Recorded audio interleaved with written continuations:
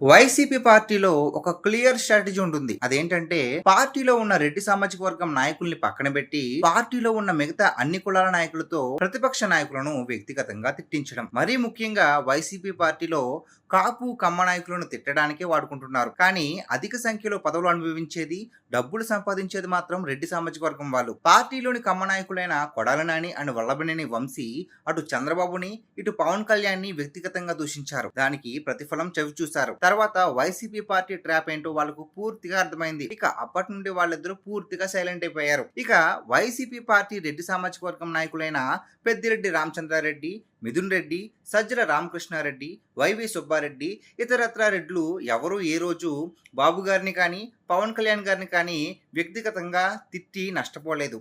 ఒక్క రోజా తప్ప. ఎందుకంటే వాళ్ళకు క్లారిటీగా తెలుసు వ్యక్తిగతంగా తిడితే ఎటువంటి నష్టం జరుగుతుందా అని. రెడ్డి సామాజిక వర్గం వాళ్ళు సేఫ్ గేమ్ ఆడితే కమ్మ సామాజిక వర్గమైన కొడాల నాని అండ్ వల్లభనేని వంశీ చేసిన తప్పులు తెలుసుకుని పూర్తిగా పక్కకు తప్పుకున్నారు. కానీ ఇప్పుడు జగన్మోహన్ రెడ్డి ట్రాప్ లో పూర్తిగా పడిపోయిన వర్గం కాపు సామాజిక వర్గం నాయకులు. వైసీపీ పార్టీలో ఉన్న కాపు నాయకులు అంబటి రాంబాబు, గుడివాడ అమర్నాథ్, దాడిశెట్టి రాజా, పేర్ని నాని, ముద్రగడ పద్మనాభం, ఇలాగా అందరూ పవన్ కళ్యాణ్ గారిని వ్యక్తిగతంగా తిట్టే పూర్తిగా చెడ్డపేరు మూటగట్టుకున్నారు. వాళ్ళ సామాజిక వర్గం నుండే వాళ్ళకు తీవ్ర వ్యతిరేకత వచ్చింది. డిపాజిట్లు కూడా రాని పరిస్థితుల్లో ఓడిపోయారు. ఇక విచిత్రం ఏంటంటే ఎంత జరిగినా ఆ వైసీపీ కాపులకి ఎప్పటికీ ఈ విషయం అర్థం కావట్లేదు. జగన్మోహన్ రెడ్డి కేవలం వాళ్ళని తిట్టడానికి, తిట్టించుకోవడానికి, దాని వల్ల రాజకీయ లబ్ధి పొంది తను సీఎం కుర్చీలో కూర్చోవడానికి మాత్రమే వాడుకుంటున్నాడు. ఈ రోజైతే వైసీపీ పార్టీలో ఉన్న కాపు నాయకులు జగన్మోహన్ రెడ్డి ట్రాప్ ని అర్థం చేసుకుని బయటపడి సైలెంట్ అవుతారో ఆ రోజే జగన్మోహన్ రెడ్డి రాజకీయాలు చేయలేక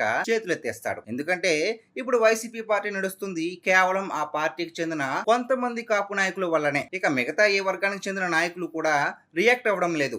పూర్తిగా సైలెంట్ అయిపోయారు. జగన్ ట్రాప్ నుండి వైసీపీ కాపులు బయటపడాలని కోరుకుందాం.